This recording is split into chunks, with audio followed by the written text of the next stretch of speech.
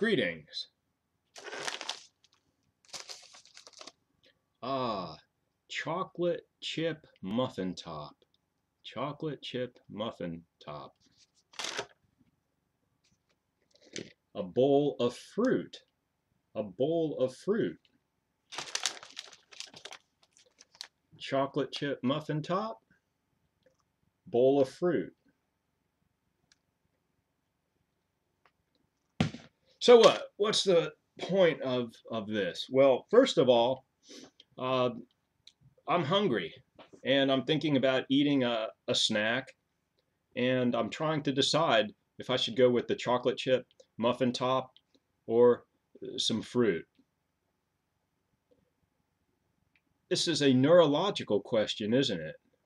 But it also has some social psychological, cultural ramifications as well. Right now, my brain is saying to myself, no doubt, the muffin top is what you should eat. At the same time, my brain is kind of saying, if I could say that, no, no, no, you're on a healthy diet, and you really want to go with the fruit.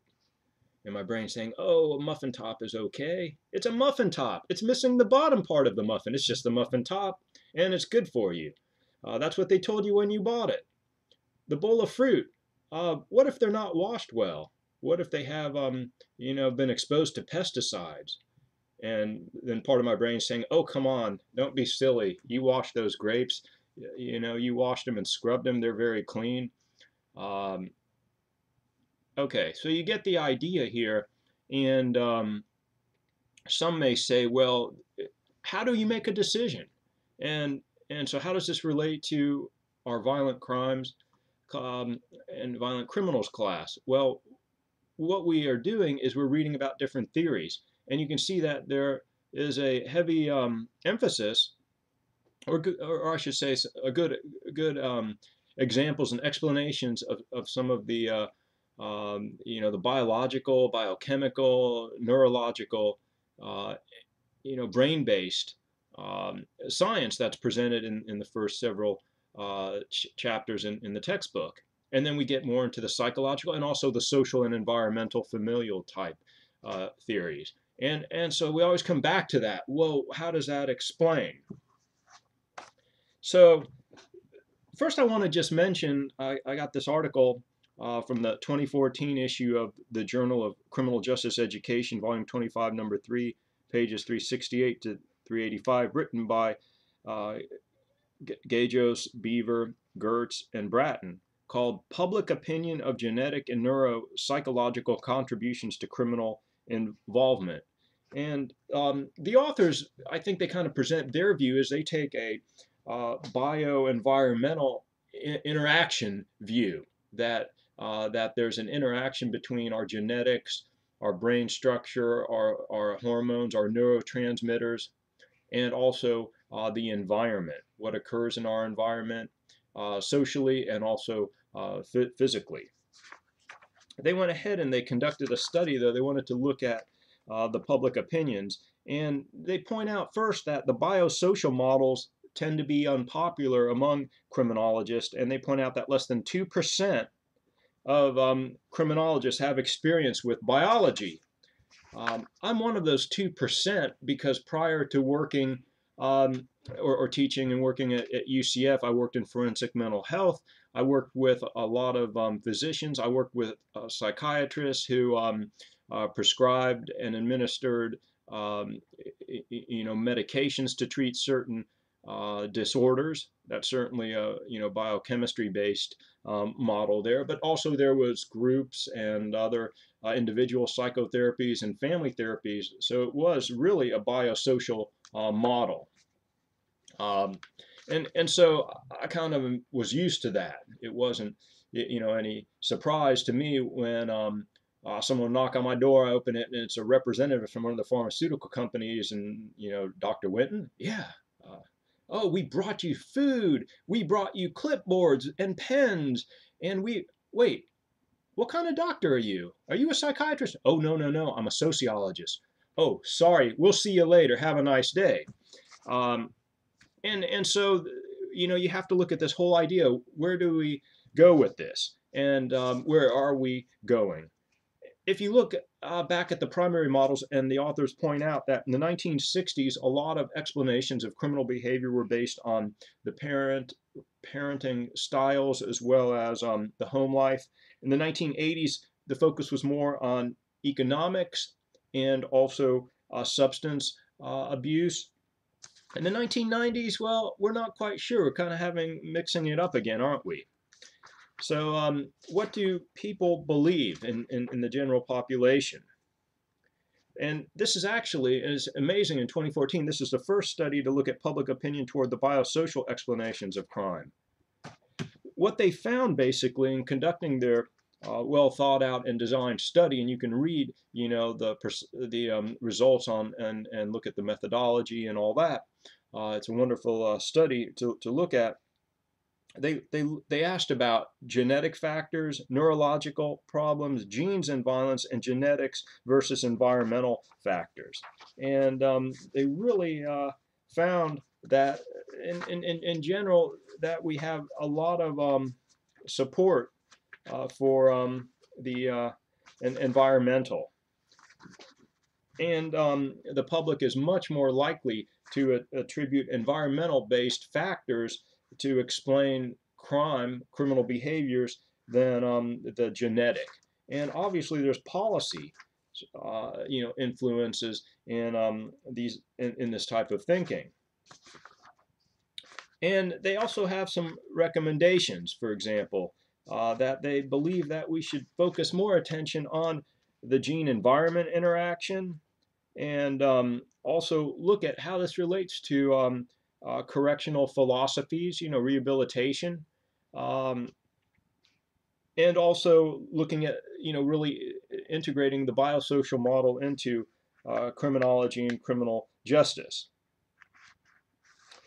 Also, they point out we need a lot more research. If you read some of this biosocial research, you see that there are, of course, limitations. And that we also have to, I think, always consider free will as a factor and variable. But let me give you a brief example. Back years and years ago, when I was working in forensic mental health, I worked with a bunch of mental health professionals. And I remember one day I was sitting down with this psychiatrist talking about some cases, and he said he had a domestic violence case, a husband who had been arrested for beating up his wife, and was charged with assault, and part of his court outcome was that he had to meet with this psychiatrist for a year and go through therapy. Now, I'm not going to pass judgment one way or the other on whether it's appropriate therapy or inappropriate therapy. What was interesting is that he told me that he was using an antidepressant along with group therapy and individual therapy to treat the individual. And I said, well, that's interesting. Why are you using an antidepressant? Is he depressed? He said, I'm not quite sure if he's depressed or not. He certainly doesn't have a strong clinical depression, but it seems that the antidepressant reduces some of his aggressive impulses. I said, wow, that's fascinating. Then he said, whoa. He said, don't tell anyone that I'm doing this. And I said, well, why is that? He said, I will get in a lot of debates, and I'll have to deal with a lot of pressure on using this medication, because people believe that if you attribute domestic violence to using a medication, then what you've done is you've taken responsibility off of the offender, and you've explained it as some biochemical problem beyond his control, and the medication should be able to help, and therefore it's not really his fault, which of course is not, the case if the way I looked at it, but others would look at it that way. That I kind of looked at it, well, is it helping? That's the main thing. And he said, yeah. And I said, but it's real important still that he takes responsibility for his behavior. He made a choice to abuse and assault. So yeah, we're still doing that, and that's why he's in group therapy, where that is the main focus. But it's kind of interesting to think about that. And I don't know if much has changed in the last 20 years since that case came up. So it's an interesting feature in trying to put this all together. This morning, sometimes I go to this coffee shop early in the morning, get a cup of coffee, and again, have to choose between muffin top or fruit. Anyway, and I'll bring some stuff to read and do some work, and they have free Wi-Fi there and all that, so I'm able to bring my iPad and get some stuff done. And um, today I was reading a couple different articles. What I try to do sometimes is to read different articles, see if I get some ideas. This is a very, very, very short article, one page. Um, and this is by Larry J. Young, called Love, Neuroscience Reveals All, published in Nature, volume 457, January 8th, 2009. And I just think it's really fascinating because, um, Dr. Young says that that the emotion of love may be explained as a biochemical chain of events. And and then he gets into that you can manipulate perhaps these love hormones. Oxytocin is the one he talks about. It's a hormone that has action on neurotransmitters, which is thought to regulate um, the emotion of love or attraction or bonding. Um, he talks about a liquid that was a spray that was developed, a nasal spray that was developed to assist or boost online dating, interacting, and so forth, and that he gets into this whole brief discussion that this opens up a whole area of looking at how to increase attraction, pair bonding, and love. I can tell you though that whatever the case, I smell a lot of things this morning in that coffee shop, um, and including cookies baking, and um, this guy who obviously had exercised a lot and then decided not to shower, but instead poured on about a pint of Old Spice. Still can't get that out of my system. That smell, the smell of coffee and all that. Well, this is I don't know how much that affected my neurotransmitters, but certainly I thought, well, coffee, that really smells good. Chocolate chip cookies baking, that is the smell. I don't know why I don't make perfume and chocolate chip smell flavor. And then man sweating and covering it up with bad cologne, not a good smell. I mean, how am I interpreting is that? Why don't I think, that man smells good and those cookies smell terrible? And I think if you asked 100 people, you'd get almost 100 people agreeing that the cookies are preferable to the sweaty, smelly man. Although you may get a few who go the opposite direction. And so this gets into this whole debate. Well, is this social or is this some biochemical, feature? And there's all kinds of other things going on too. And so, I'm wondering, how does all this regulate? In other words, is there social interpretation that I have to do that mediates or moderates between my actions, my beliefs, my thoughts, and what's going on chemically in my head? He also talks about genetic variation and testing, which may occur in the future. So this gets us into all kinds of debates about the ethics. Then I read another article on basically organizational theory, just to kind of clear my mind. And then I have this article by Michael Biggs, published in Context, Volume 7, Number 1, back in 2008. Context is published by the American Sociological Association. I kind of call it the psychology today for sociologists and those who want to be very well informed in the general public about some of the cutting edge research that's going on in the field. And this article is called Dying for a Cause Alone. And this is an interesting one on self-immolation. So he starts talking about this whole idea of this self-sacrifice, people who basically are, lighting themselves on fire as a method of protest. And so I start reading this, and it's a fascinating short article, but it's an area I really don't have much knowledge in, but I've certainly heard about it before. Maybe I've read one or two articles over the last 20 years. And Biggs does just a superb job of putting a whole bunch of information into a short article, and talks about some of the reasons that we may see this, the diffusion across cultures. But where it really gets interesting for me is that he looks at some of the uh, reasons why it's more popular in some cultures than others. Uh, but then he starts asking or comparing, and under this section called theoretical puzzle, he states, to quote him on page 25, the logic of suicide attacks seems clear, but not preserving their own lives. Attackers can inflict greater harm on the enemy. And then continuing on, however, this logic doesn't apply where the perpetrator is the sole victim. So here we get into this whole debate and thought processes. Okay, does this research have anything to do with homicide or suicide bombings, for example? So all of a sudden, we're taking one aspect related to protest and bringing it into something related to terrorism. And this began to get me to think about two things based on my previous readings. One was, is there a neurology, a neuro aspect to terrorism? Has there been any research done that tries to look at the biosocial nature of terrorism, or is that politically off bounds, or is that just an area that makes no sense, or is it something that hasn't been done before, or are terrorists neurologically different than non-terrorists? Is there something in the brain, some structure, some genetic predisposition, some factors?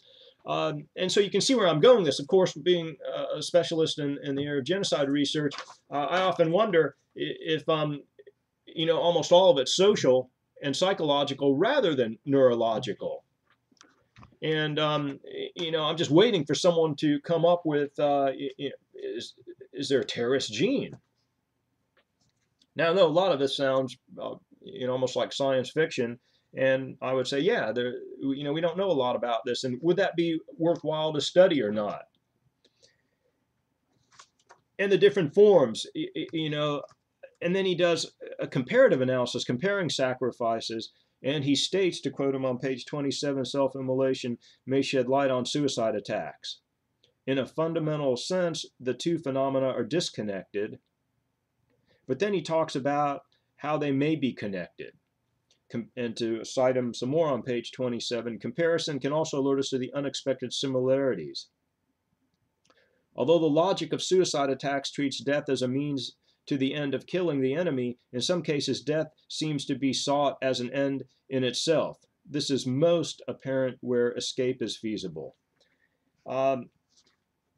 So the whole thing here is, I then begin to think, is there a neurological, neuropsychiatric aspect to self-immolation? And I'm not sure about that either. So, and are there some categories in between that we can get into?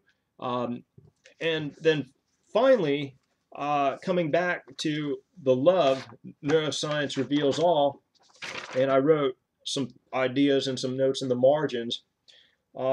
It's no wonder people sit next to me, look over my shoulder, see what I'm reading, what I'm doing, and then move away. So if you ever need a spare table at this coffee shop and you're willing to sit next to me, there tend to be there.